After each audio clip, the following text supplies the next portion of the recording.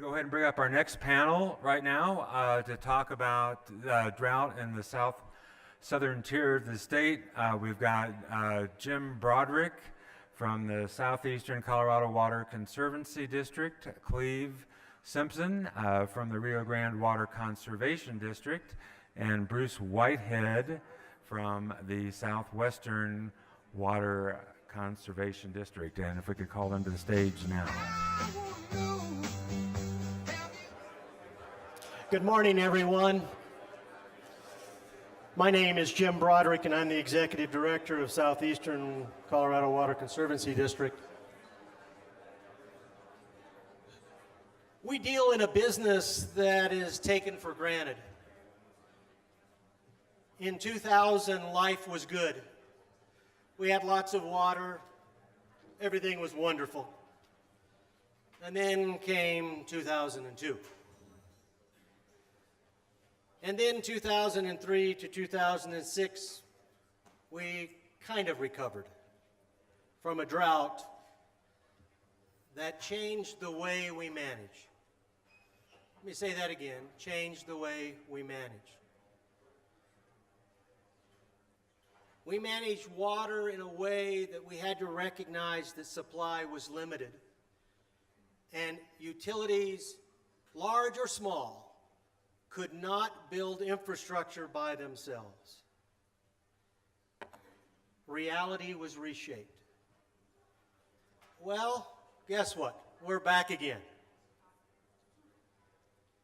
When we deal, now I have to stand up because I can't see the slides. It's because I'm so tall. We always think about water as average. But we have two sides of the bar that you got to remember, and that's wet and dry. So let me take you back, 2002, 2018, and 2012, and kind of watch the map, if you will, and you'll get an indication of what color you're looking for.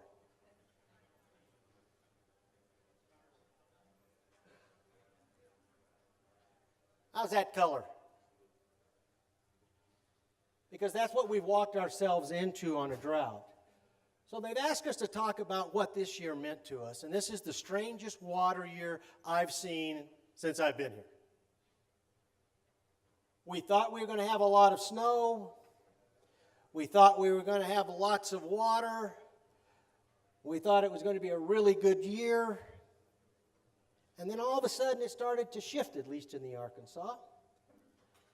We talked about spilling water out of Pueblo Reservoir because we had too much water in the Pueblo Reservoir to bring the water down. So now we're getting people to use water that we think we need to get out because of an average water year, and it didn't show up. So what does that mean to everybody in this room? Because it's just not about serving water. It's about the environment, it's about recreation, it's about communities trying to make sure they have enough water for visitors and for themselves. Because a lot of utilities, small utilities, rely on pulling water from creeks, from small rivers, to be able to use the water as it comes by. A lot of communities are real close to calling drought restrictions. And no company wants to limit the ability to the people that they serve. But one of the tools that we have is conservation. And conservation can be used to help supplies stretch. For our purposes, that's kind of what it looked like over those years that I was talking about. So kind of look at that late 2018 and see how much snow is sitting there. We had the pleasure, from Southeastern's perspective and the Arkansas Basin, to help the flow management program to keep the river whole so that rafting could continue and the fish could live and not warm up too much. But look at the difference. Same shot, same place, same time. It's not the same amount of water.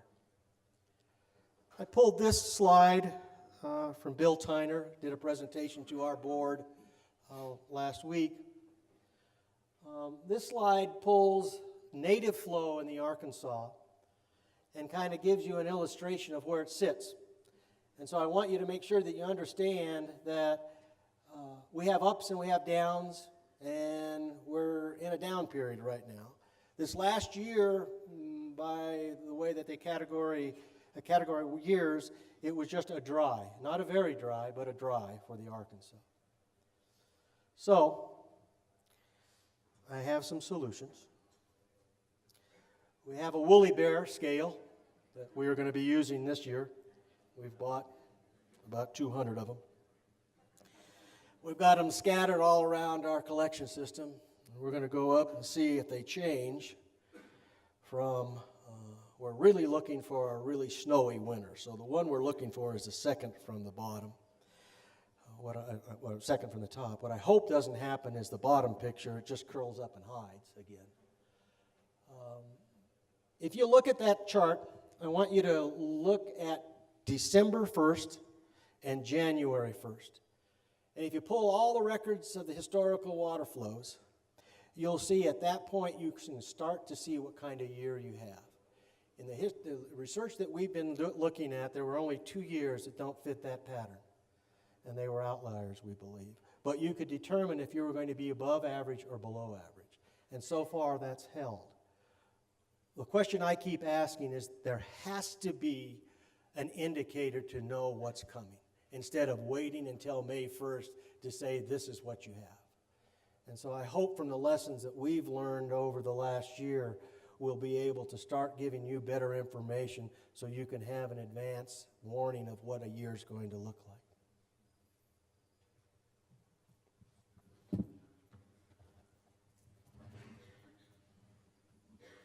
All right, thank you, Jim. First, I'm Cleve Simpson, the General Manager of the Rio Grande Water Conservation District. Thank you to Doug Kempfer for the invite to speak on this panel. I guess the slide that's up is indicative of why the three of us are here. Misery Loves Company. That's from August 7th. And really for the Rio Grande Basin, you can change the shading of the red a little bit over the last 10 years, but it hasn't changed significantly over the last 10 years. So we probably all owe a bit of gratitude to whatever farmer and rancher in the Vail Valley had his hay raked this morning ready to bale. That's indicative of why it rains. That's my track record anyway. So the topic today was drought impacts and responses. So what's on the slide now is a histogram of the annual gauged flows of the Rio Grande near Del Norte. So it's pretty indicative of the supply of water for us in the Rio Grande Basin. Several things to kind of point out and reflect on is the general gradual long-term downward trend of the historical average flows of the Rio Grande at Del Norte. But other than that, specifically, I'd like to point out or notice this decade from 2010 forward. It's the first 10-year period in our history where the Rio Grande didn't reach a 700,000 acre-foot river. This year's projection will be something less than 300,000, which will put it in the top 5 of worst droughts. It won't quite compare to 2002, but it's close. So we have a 10-year period here, a decade of not reaching 700,000 acre feet ever. Likewise, if you look at the 20-year period, the last 20 years, we came close, but we didn't quite reach an 800,000 acre foot river either. So you can look over the history of the gauged flow, and it doesn't paint a very nice picture for us.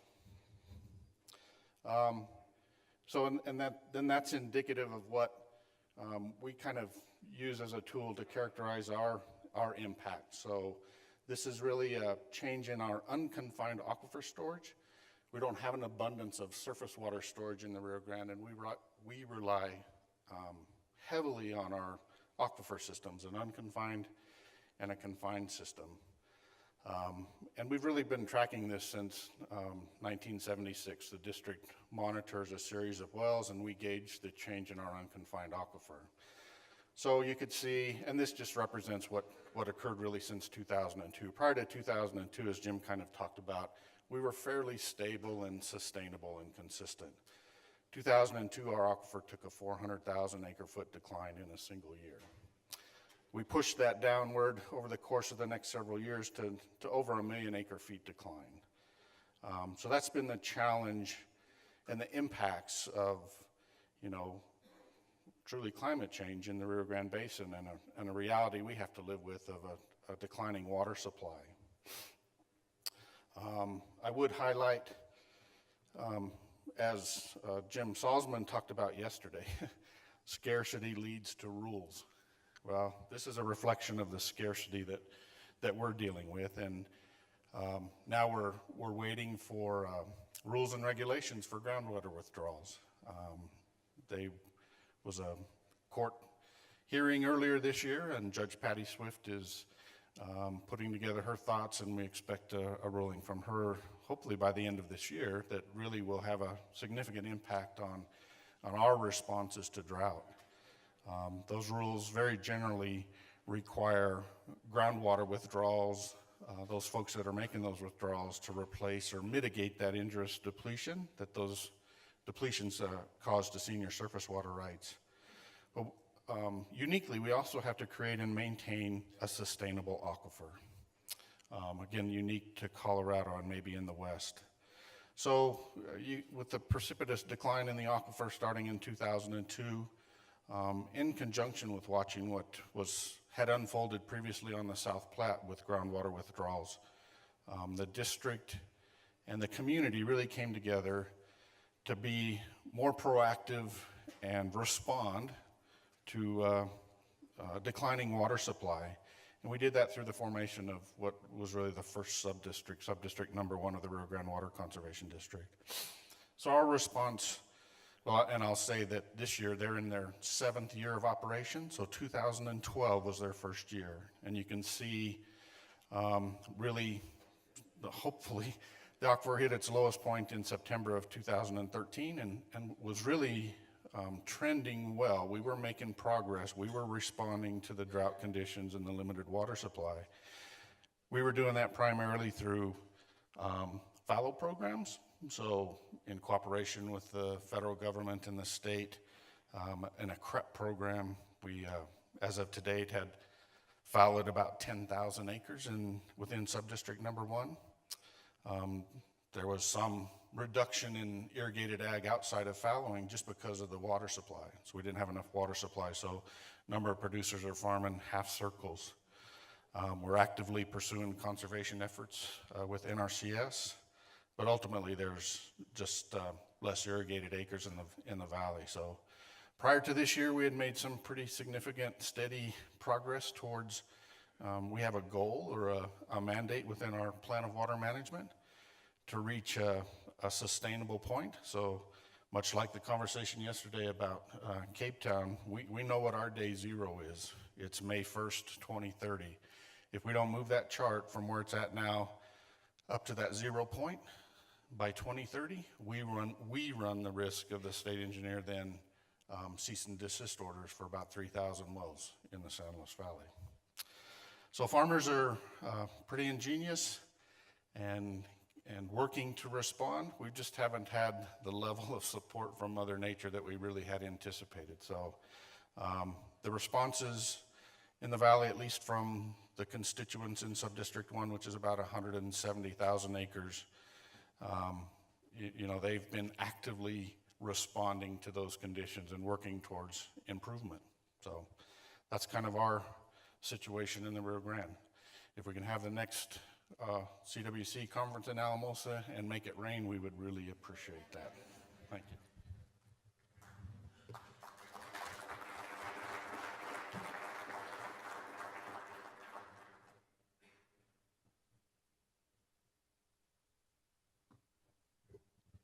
Good morning. I don't know if you heard the song when we walked up.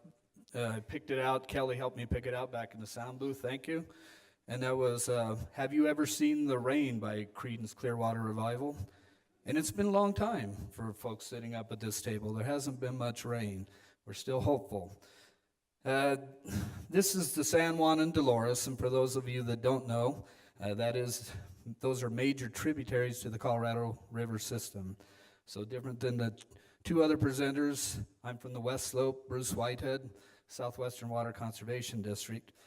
But the August 14th drought monitor shows a dark red. It's called exceptional drought.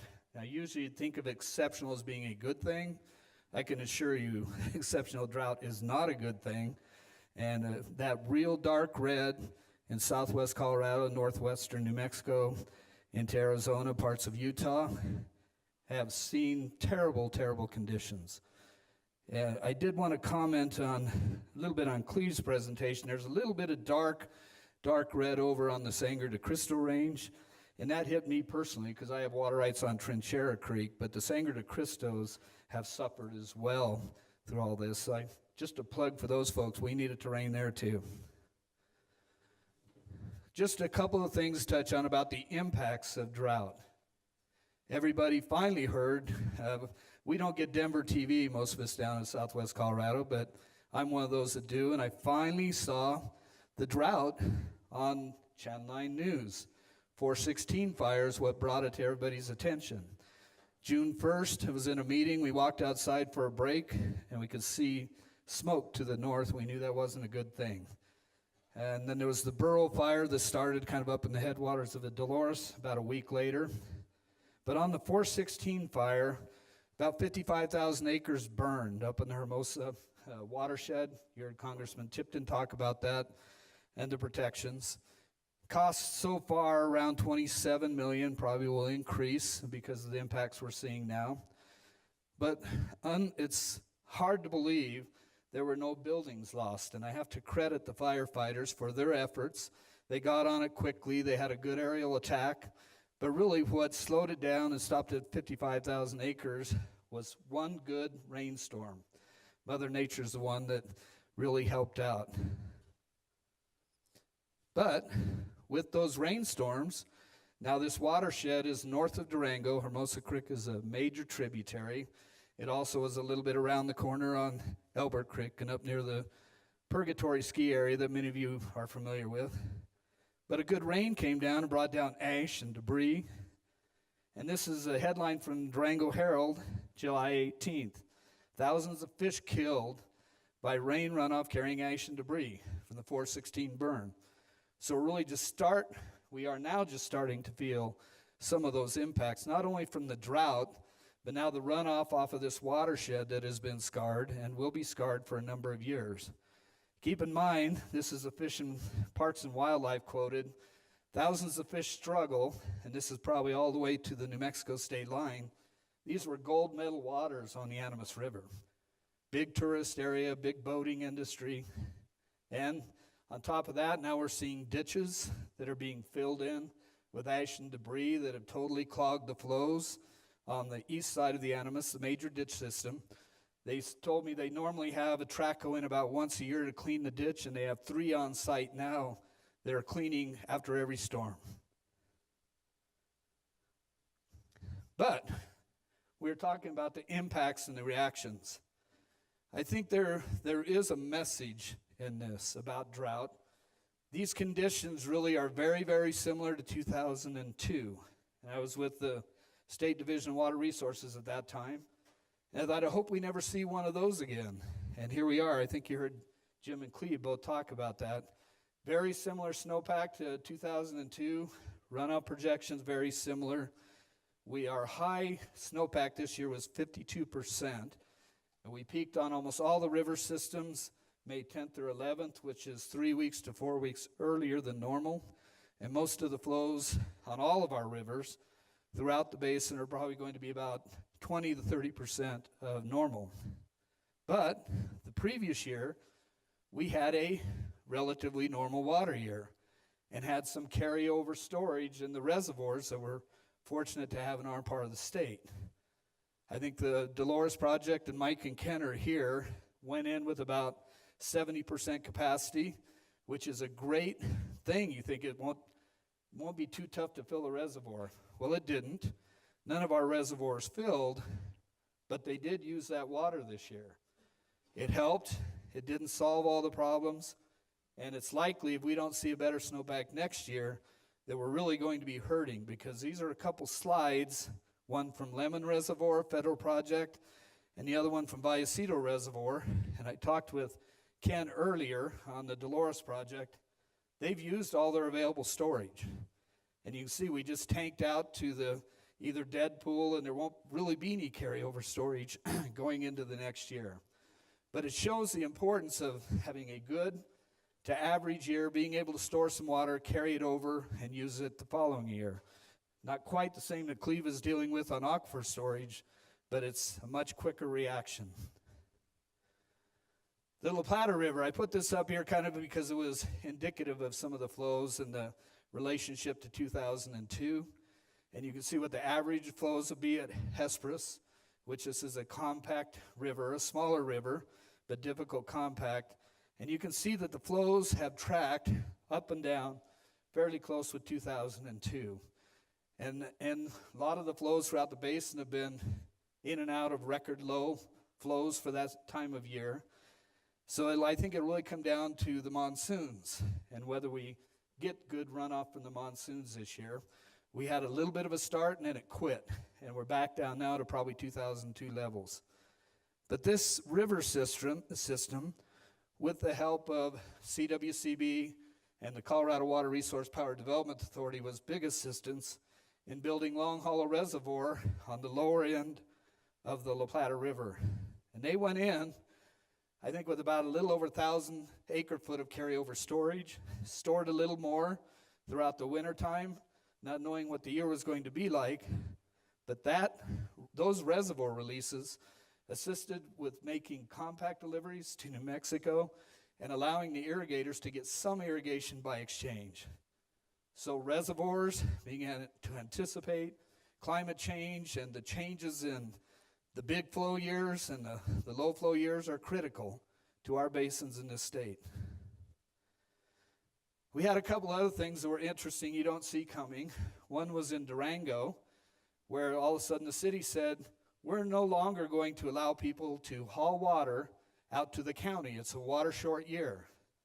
So a lot of people in La Plata County, particularly west in the La Plata Basin, haul water, and we're told that the city wouldn't accept any new customers, even though they weren't seeing shortages in Durango.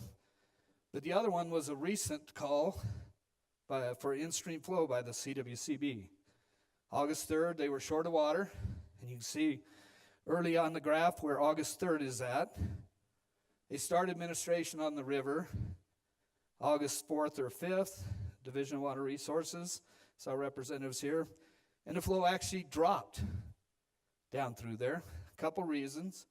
Some of it was the reduced flows, no rains, and in some of it was other ditches hadn't been taking their amount. They'd been sharing. Continue to do that, but in this case, I think it speaks for itself what the result of the in-stream flow was. So with that, I think there's one of the impacted water users that was curtailed, and I drove by this park earlier coming on this trip, and looks much drier. So a drought year affected the Pagosa Town Park, in a year where they're already struggling with tourism a little bit. But the impacts are very real. We're hoping for rain. And I'm kind of like Jim, I haven't done the woolly bears, but I'm buying a new plow for my tractor, hoping that we're going to have more snow this year. So the drought task force met in our area, and what are the results of that? I guess time will tell. It's hard to respond to a drought or an emergency.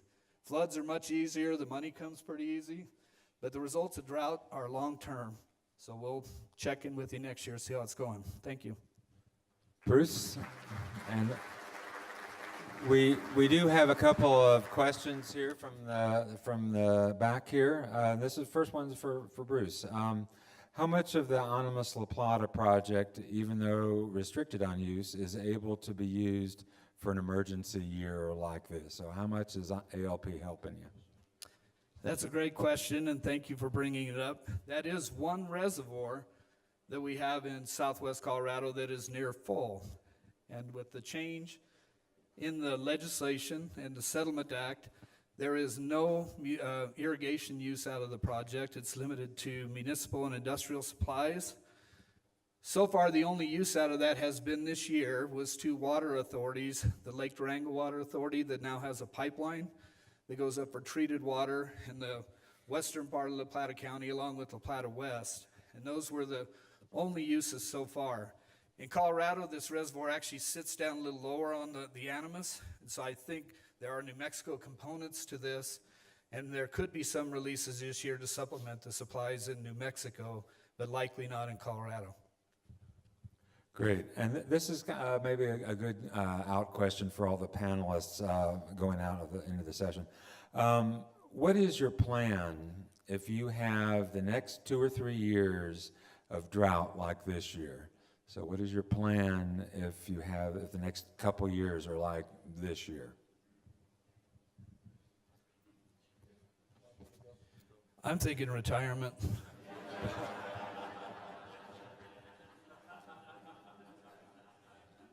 You go next.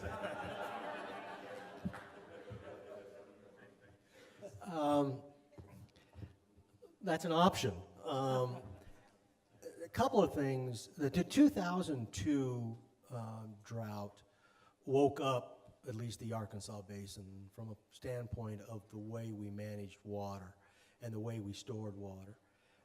So what happened in that perspective is we started making better use of Pueblo Reservoir and did some efficiencies in Pueblo Reservoir to allow Pueblo Reservoir to have, other than project water, and other water for drought times. So for an M&I perspective, municipal and industrial perspective, those I think are covered for that period, Doug, that you're talking about. What I worry about more is agriculture and recreation and environmental issues. If we have a year like we had this year, we brought in about 67% of what our normal average is. So we were able to move water down and keep the Arkansas kind of moving and keeping the recreation and fish moving and alive from that matter, and both of them, I mean, because they were having trouble from a rafting perspective floating without water, needless to say. The one that's tough is agriculture because our municipal group from our district took about 20% of that and put 80% into agriculture because all they needed to do was top off.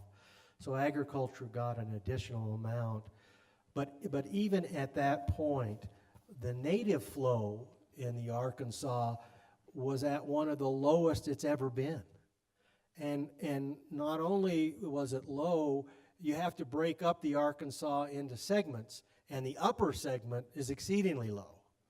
When you start to get the monsoons and you get further down towards Pueblo, and the Fountain and the Purgatory and those kind of start running and provide a little bit more water, but that's later in the growing season. So I don't have necessarily a plan for agriculture.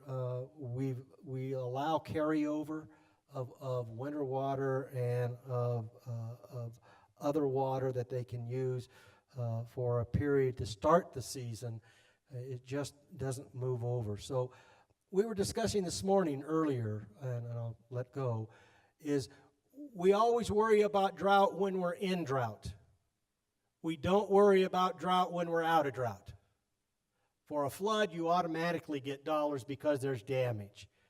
But for some reason, the population easily forgets drought.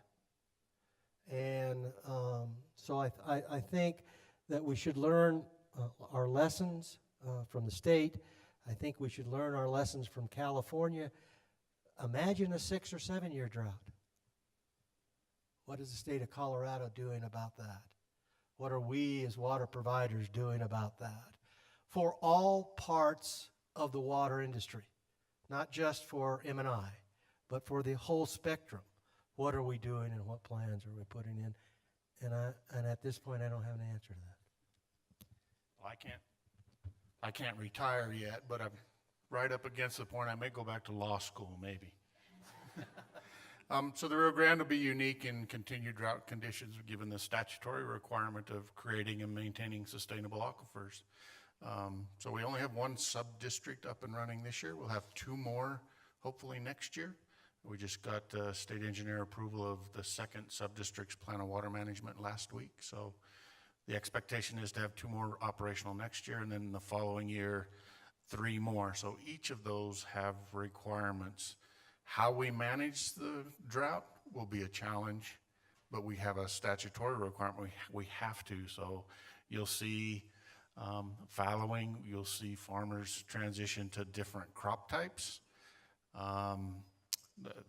It's kind of an open book. We'll all be challenged to figure out different solutions to that problem. But again, we have a benchmark that we have to meet and live up to. So it makes it unique, and it'll be interesting to watch how producers in the Rio Grande Basin live up to those expectations.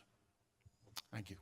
And I probably spoke a little early. I'm old enough to retire, but I have a daughter at the School of Mines. It's a sophomore, another one in high school that's just starting to go to college. So I probably can't retire. Maybe law school's an option, because we'll be fighting about water. Planning ahead, there are some tools that we probably need to look at, and I have to take time to thank the Colorado Water Conservation Board for putting in a temporary radar in our burn area where we can at least see these storms coming maybe a little quicker. There have been some evacuations. I think long-term, we'd like to pursue a permanent radar site. We're in a real shadow area for radar in the southwestern corner of the state. So Four Corners area would probably be a good location. So I think we need to work with a number of entities in our part of the state and hopefully statewide participation in being able to forecast better what some of the conditions we're going to see.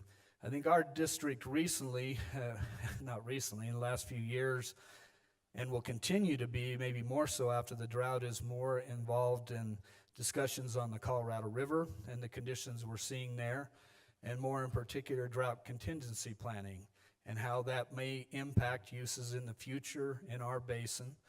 It's a very real issue that we're dealing with on the Colorado River, with reservoir conditions that are approaching critical levels in both Lake Mead and Lake Powell. And so we would like to work cooperatively with all the entities in Colorado and the state to come up with something that works for us in Colorado, to have a plan in place for the future in the event we need that for Colorado River issues. So on top of the impacts in our local basin, if we had curtailment of any kind on the Colorado River, it could be even more detrimental to our agricultural communities as well as a lot of our municipal supplies. So we're closely monitoring that. We're hoping that we get a turnaround and get to use the existing reservoir capacities. That's all we have now is capacities, not storage. And then we were able to refill some of those next year to get us through these high and low periods. But if it's another dry year, the impacts will be even more severe and greater than what we see now. It can anticipate wildfires, fish kills, those kinds of things that will be worse if we're back next year and have the same panel. Hopefully we'll have a better picture to paint, but it hasn't looked good for the last really period of 18 or 19 years for the southern part of the state. Great. So thank you. Appreciate our panelists here, and please give them a round of applause. Thank you.